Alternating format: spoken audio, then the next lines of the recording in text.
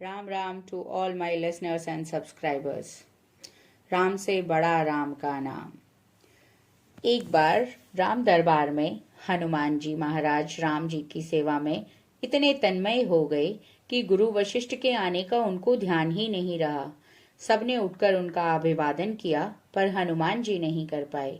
वशिष्ठ जी ने राम जी से कहा, राम, गुरु का भरे दरबार में अभिवादन नहीं करने पर, अपमान करने पर क्या सजा होनी चाहिए? राम जी ने कहा, गुरुवर आप ही बताएं। वशिष्ठ जी बोले, मृत्युदंड। राम ने कहा, स्वीकार है।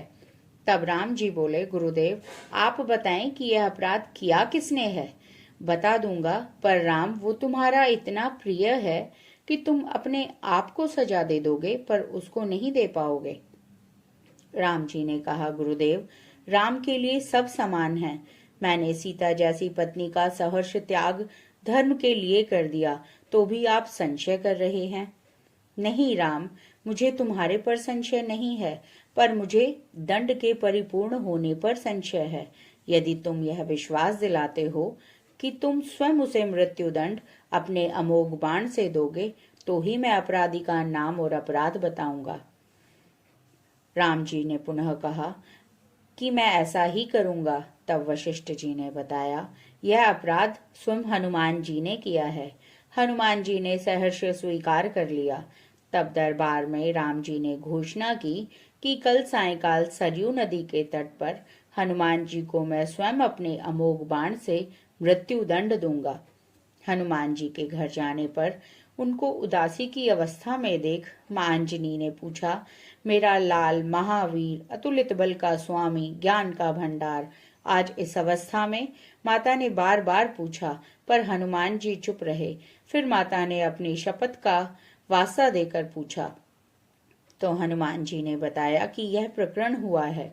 अनजाने में माता, आप जानती हैं कि हनुमान को संपूर्ण ब्रह्मांड में कोई नहीं मार सकता, पर भगवान राम के अमोघ बाण से भी कोई बच नहीं सकता।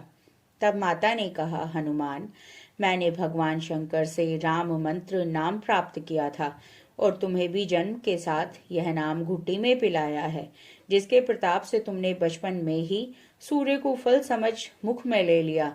उस राम नाम के होते हुए कोई भी तुम्हारा बाल बांका नहीं कर सकता, चाहे वो स्वयं राम ही क्यों न हो। राम नाम की शक्ति के सामने राम की शक्ति और राम के अमोघ शक्ति बाण की शक्तियां महत्वहीन हो जाएंगी। जाओ मेरे लाल, अभी से सरयू के तट पर जाकर राम नाम का उच्चारण करना आरंभ कर दो। माता के चरण छूकर हनुमान जी सरयू नदी के किनारे राम राम रटने लगे। सायंकाल राम अपने संपूर्ण दरबार सहित सरयू तट आए। सबको कौतूहल था कि क्या भगवान राम हनुमान को सजा देंगे। पर जब राम जी के बार बार अपने महान शक्तिधारी अमोघ शक्ति बाण चलाने पर हनुमान जी के ऊपर उनका कोई असर नहीं हुआ, तो गुरु वशिष्ठ जी ने शंका बताई, राम, तुम अपनी पूर्ण निष्ठा से बाण का प्रयोग कर रहे हो ना? तो राम जी बोले, हाँ गुरुदेव, मैं गुरु के प्रति अपराध की सजा देने को अपने बाण चला रहा हूँ।